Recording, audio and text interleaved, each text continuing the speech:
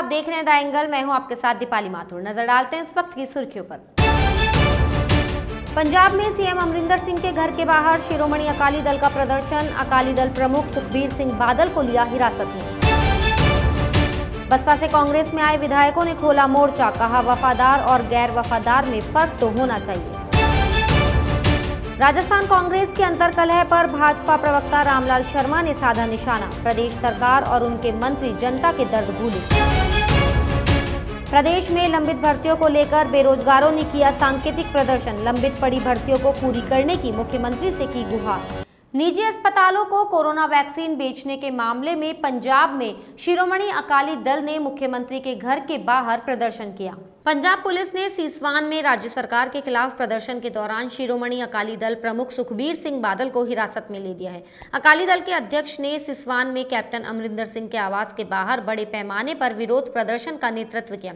उन्होंने अपनी गिरफ्तारी से पहले कहा, अगर कोई तूफान आता है तो कैप्टन उसे रोक नहीं पाएंगे, भले ही वे अपनी पूरी ताकत का इस्तेमाल कर ले। टीकाकरण में घोटाला है, फतेह किट में घोटाला है, एससी छात्रवृत्ति में घोटाला है, किसानों की जमीन का अधिग्रहण किया जा रहा है। गलवा घाटी में 1 साल पहले 20 जवान शहीद हुए थे। इस मौके पर कांग्रेस अध्यक्ष सोनिया गांधी ने गलवा घाटी में शहीद 20 जवानों की पहली बरसी पर कहा कि 1 वर्ष का समय गुजरने के बाद भी इस घटना से जुड़े हालात को लेकर स्पष्टता नहीं है।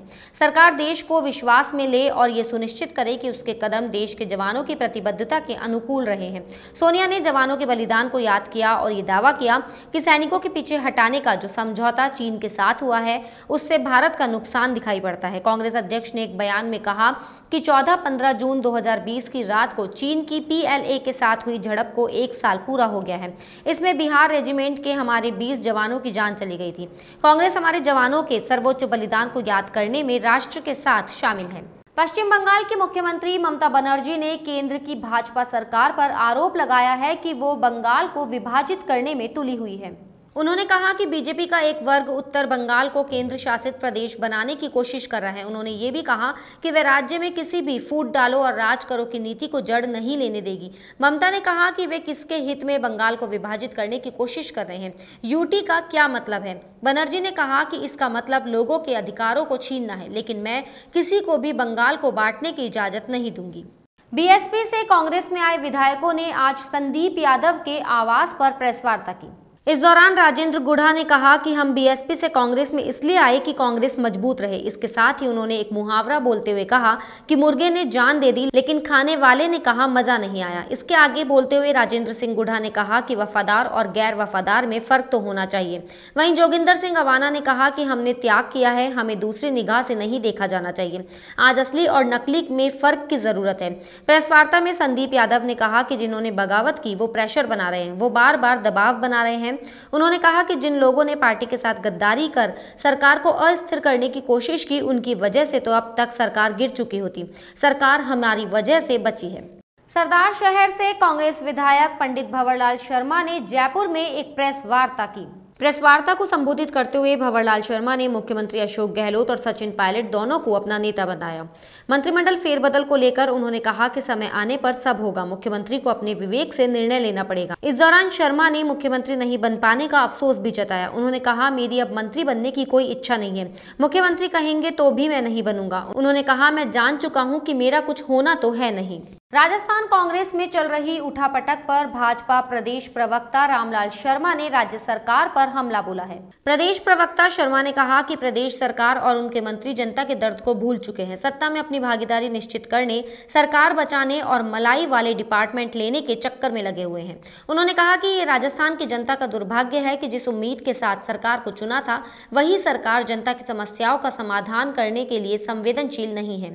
राजस्थान सरकार ऐसे कृत्यों को छोड़कर कोरोना की दूसरी लहर में अपनों को खो चुके लोगों के लिए काम करे, ऐसे परिवारों को संबल दे जो असहाय महसूस कर रहे हैं। उन्होंने कहा कि आवश्यकता इस बात की है कि सत्ता के शीर्ष तक पहुंचने के बजाय आमजन की समस्याओं के समाधान करने के लिए सरकार काम करे।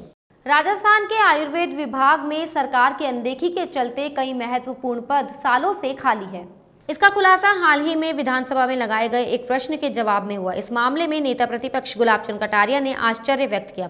कटारिया ने कहा कि विभाग में अधिकारियों और अराजपत्रित कर्मचारियों के लंबे समय से इतने अधिक रिक्त पद होने पर ये विभाग आखिर किस तरह से चल रहा होगा, ये सोचने का विषय है। कटारिया ने कहा, ऐसा लगता है कि विभाग को देखने वाला और उसकी मॉनिटरिंग करने वाला कोई नहीं है। राजस्थान में इन दिनों पावर पॉलिटिक्स चरम पर है। बीजेपी के होर्डिंग से वसुंधरा के गायब होने के बाद वसुंधरा समर्थकों ने मोर्चा खोल रखा है। पूर्व विधायक प्रहलाद गुंजल के बाद अब पूर्व विधायक भवानी सिंह राजावत ने भी बयान दिया है। उद्योग नगर जलदाय चौकी पर प्रदर्शन के दौरान मीडिया से बातचीत में राजावत ने कहा कि राजस्थान में वसुंधरा ही भाजपा, भाजपा ही वसुंधरा है। राजावत ने कांग्रेस के अंदरूनी कलह पर निशाना साधते हुए कहा कि कांग्रेस सरकार अंतिम सांसें ले रही है। कांग्रेस के विधायक 2.5 साल में काम नहीं होने की बात कहकर बगावत कर रहे हैं। इस बगावत के साफ संकेत है कि सरकार चंद दिनों की मेहमान है। बहुत जल्द कांग्रेस की सरकार गिर जाएगी। राजस्थान के अशोक गहलोत सरकार ने कोरोना टेस्ट रैपिड एंटीजन की कीमतों का निर्धारण कर दिया है। ये टेस्ट अब प्राइवेट लैब में 200 रुपए में किया जा सकेगा। इससे पहले अप्रैल में राज्य सरकार ने RT-PCR टेस्ट की कीमत को 500 रुपए से कम करके 350 रुपए की थी, जबकि पड़ोसी राज्य मध्य प्रदेश में इसी टेस्ट की दर निजी लैब में 300 रुपए है। चिकित्सा एवं स्वास्थ्य विभाग से जारी आदेशों के मुताबिक ये टेस्ट किसी भी प्राइवेट अस्पताल या निजी लैब पर की जा सकेगी। अस्पतालों की OPD में आने वाले सर्दी, खांसी, जुकाम और बुखार के मरीजों के लिए ये टेस्ट उपयुक्त रहेगा।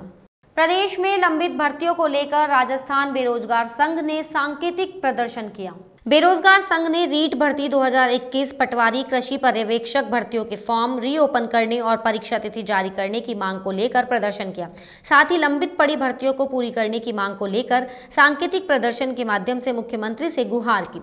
राजस्थान बेरोजगार एकीकृत महासंघ के प्रदेश अध्यक्ष उपेंद्र यादव ने मांग की कि जल्द से जल्द मुख्यमंत्री जी अधिकारियों की मीटिंग लेकर भर्तियों का रास्ता खोलकर प्रदेश के 30 लाख से ज्यादा बेरोजगारों को राहत प्रदान करें।